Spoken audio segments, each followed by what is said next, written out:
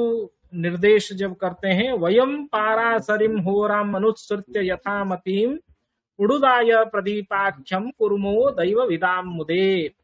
दैव विदाम विदुषाम अथवा दैवज्ञानम मुदे संतोषाय अहम कुर्मः वा वयम कुर्मः। किं वयम कुर्मः? न पाराशरीं कुर्मः, तत्र लघुपाराशरीं पाराशरीं होराम् अनुसृत्य यथामति। पाराशरी कथनेन बृहत् पाराशर होरा शास्त्र को अनुसरण करते हुए वयम यथामति मति मनतिक्रम्य पाराशरीं पाराशर प्रणीताम होराम। होराम नाम होराशास्त्रम, होराशास्त्रम नाम फलितशास्त्रम। तत्र फलित होराम कथनेन होरा घटिकार्थे अपि प्रयोगः भवति। घटिकार्थ में हम लोग प्रयोग करते हैं ना, घटी को होरा भी कहते हैं, व समय को होरा भी कहते हैं। अहोरात्र शब्दस्य आद्यंत वर्ण लोपात होरा शब्द उत्पद्यते, बृहत् जातक में कहा गया है। इसीलिए अहोरात्र जो दिन और रात्रि को मिला के अहोरात्र बनते हैं, उस अहोरात्र शब्द के आदि एवं अंत वर्ण लोप से ही होरा शब्द की उत्पत्ति होती है। और होरा शास्त्र फलित शास्त्र के अर्थ में भी प्रयोग है। इसलिए यहाँ वयम होरा शास्त्रम अनुसृत्य पाराशरीं होरा शास्त्रम इत्युक्ते बृहत् पाराशर होरा शास्त्रम अनुसृत्य यथामति उडुदाय प्रदीपाख्यम। उडु नाम नक्षत्र, उडुदाय, दाय इत्युक्ते नक्षत्र दशा। हम लोग जानते हैं ये जितने सारे दशा है, 40 प्रकार के दशा वहां बृहत् पाराशर होरा शास्त्र में कहा गया है। जो विंशोत्तरी दशा, अष्टोत्तरी दशा, चर दशा, इस प्रकार 40 प्रकार के दशा, योगिनी दशा से लेकर 40 प्रकार के भेद कहा गया है। लेकिन उसमें कुछ दशाएं हैं जो नक्षत्र से हम लोग गणना करते हैं। इसीलिए उडु नाम नक्षत्र, उडुदाय नाम नक्षत्र दशा। उडुदाय कहने से नक्षत्र दशा प्रदीपाख्य, प्रदीप दीप इव पथ प्रदर्शकः यः सः उडुदाय प्रदीपः। अतः उडुदाय प्रदीपाख्यम ग्रंथः वा लघुपाराशरी ग्रंथम वयम दैवविदाम मुदे दैवज्ञानां संतोषाय, मुदे नाम संतोषाय, वयम उडुदाय प्रदीपम नामकम ग्रंथम कुर्मः। हम लोग ये ग्रंथ को लिखने जा रहे हैं। यहाँ लघुपाराशरी ग्रंथ को एक संग्रह ग्रंथ के रूप में हम लोग जानते हैं। तो विंशोत्तरी दशा का ज्ञान फलादेश में वर्तमान समय में ज्यादा प्रचलित है, अधिक से अधिक प्रचलित है। प्रायः प्रदेश में, जैसे किसी किसी स्थान में, गुजरात इत्यादि स्थानों में अष्टोत्तरी दशा भी प्रचलित है। अष्टोत्तरी दशा में 108 वर्ष का संग्रह किया गया है। 108 वर्ष के अनुसार दशा का विचार किया गया है। वहां 27 के स्थान में 28 नक्षत्रों को लिया जाता है। परंतु विंशोत्तरी दशा में 120 वर्ष का विंशोत्तरी दशा एवं विंशोत्तरी दशा में 120 वर्ष 27 नक्षत्रों के अनुसार हम लोग विंशोत्तरी दशा का गणनाक्रम जानते हैं। जैसे कि कृत्तिकातः समारभ्य गणेत जन्म भावधि नवभिश्च हरेत भागः शेषांकः ग्रह दशा भवेत्। तो कृत्तिका नक्षत्र से जन्म नक्षत्र तक हम लोग गणना करके विंशोत्तरी दशा का ज्ञान करते हैं। और विंशोत्तरी कृत्तिका स्टार्टिंग नक्षत्र है विंशोत्तरी दशा में। इसमें तीसरे श्लोक में कहा जाता है फलानि नक्षत्र दशा प्रकारेण विप्रुन्महे दशा विंशोत्तरी चात्र ग्राह्यान अष्टोत्तरी मता। तो नक्षत्र दशा प्रकारेण, नक्षत्र दशा विंशोत्तरी दशा, यहाँ हम लोगों को ग्रहण करना है। अत्र नक्षत्र दशा प्रकारेण फलानि विवृण्महे। तो फलानि नक्षत्र दशा प्रकारेण विवृण्महे दशा विंशोत्तरी चात्र ग्राह्या न अष्टोत्तरी मता।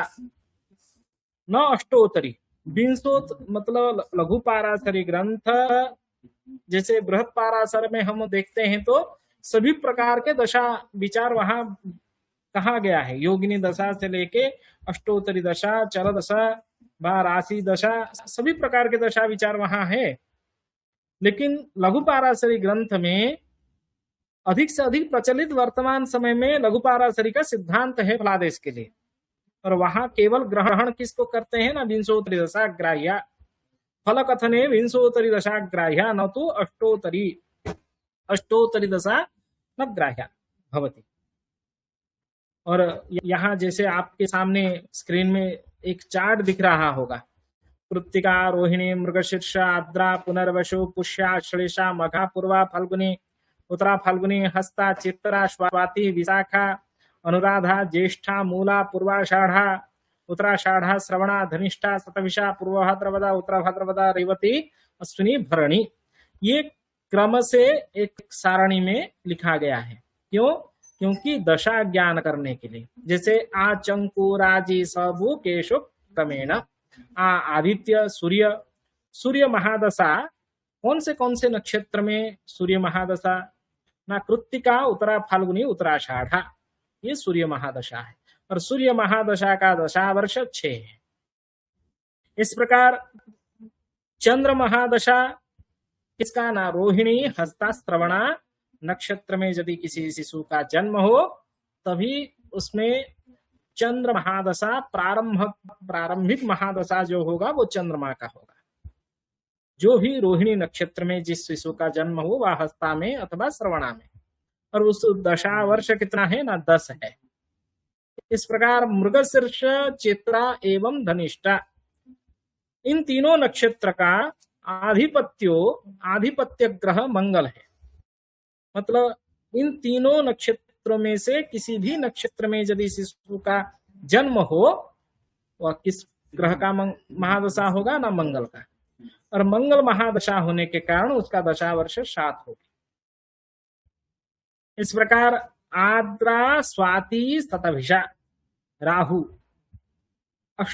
18 दशा वर्ष, पुनर्वसु, विशाखा, पूर्व भाद्रपद, गुरु महादशा दशा वर्ष 16, पुष्या, अनुराधा, उत्तरा भाद्रपदा महादशा शनि दशा वर्ष 19, आश्लेषा, ज्येष्ठा एवं रेवती, ये तीनों गंड नक्षत्र है। गंडमूल नक्षत्र सबसे महत्वपूर्ण होते हैं।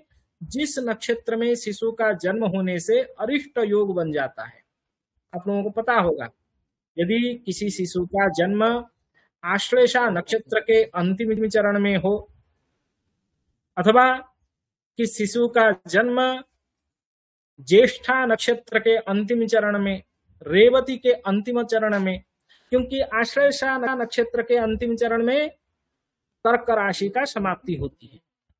कर्क राशि का समाप्ति एवं आश्लेषा नक्षत्र का समाप्ति एक साथ होने के कारण उसको रुक्ष संधि, रुक्ष नाम नक्षत्रम, रुक्ष संधि कहा जाता है। यदि रुक्ष संधि में किसी का जन्म हो तो उसको गंड दोष लग जाता है। गंडमूल दोष के कारण शिशु बालारिष्ट से युक्त होता है, और बालारिष्ट से युक्त होने से उस नक्षत्र के शांति विधान करना आवश्यक हो जाता है, निश्चित है। वहां आश्लेषा नक्षत्र के अंतिम चरण कर्क राशि के अंतिम चरण है। उसी प्रकार ज्येष्ठा अंतिम चरण एवं वृश्चिक राशि का अंतिम चरण दोनों एक साथ हो जाने के कारण उसको भी रुक्ष संधि कहा जाता है। रेवत्यंत में जिसको हम लोग पौष्णांत कहते हैं, रेवत्यंत में मीन राशि समाप्ति होती है। इसलिए रेवती का अंतिम चरण जो है वह रुक्ष संधि व नक्षत्र संधि व उसको गंड मूल में गिनती किया जाता है। ये तीनों नक्षत्रों का आधिपत्य है बुध। उस बुध के महादशा वर्ष जो है वो 17। जैसे किसका अंतिम होता है तो किसका आरंभ होता है। जैसे सूर्योदय चंद्र अस्त, चंद्रमा अस्त सूर्योदय, वो संधिकाल है, प्रातः संधिकाल है। चंद्र उदय सूर्यास्त, इस प्रकार संधिकाल जैसे एक का आरंभ दूसरे का शेष होता है, अंतिम होता है, उसी प्रकार आश्लेषा अंतिम के बाद कर्क राशि तो समाप्त हो जाती है। उसके बाद सिंह राशि का आरंभ होता है और सिंह राशि का आरंभ मघा नक्षत्र से होता है। मघा नक्षत्र की संख्या जो है वो 9 है, 9। इसीलिए मघा नक्षत्र का जो प्रथम चरण है, जैसे आश्लेषा नक्षत्र का अंतिम चरण एवं मघा नक्षत्र का प्रथम चरण, ये दोनों चरण संधि का नक्षत्र है। यदि किसी शिशु का जन्म आश्लेषा नक्षत्र के अंतिम चरण में हो अथवा मघा नक्षत्र के प्रथम चरण में हो, दोनों गंड मूल अथवा रुक्ष संधि में जन्म होते हैं। उसमें वालारिष्ट होता है और उस वालारिष्ट को शांति करने के लिए हम लोग विधान कहते हैं। उसी प्रकार ज्येष्ठा का अंतिम मूल नक्षत्र का आरंभ, मूल नक्षत्र का आरंभ मतलब धनु राशि का आरंभ है। रेवती का अंतिम मतलब मीन राशि का समाप्ति, अश्विनी नक्षत्र का आरंभ मतलब मेष राशि का आरंभ। इसीलिए अश्विनी नक्षत्र का प्रथम चरण, रेवती का अंतिम चरण, ये दोनों संधि नक्षत्र है।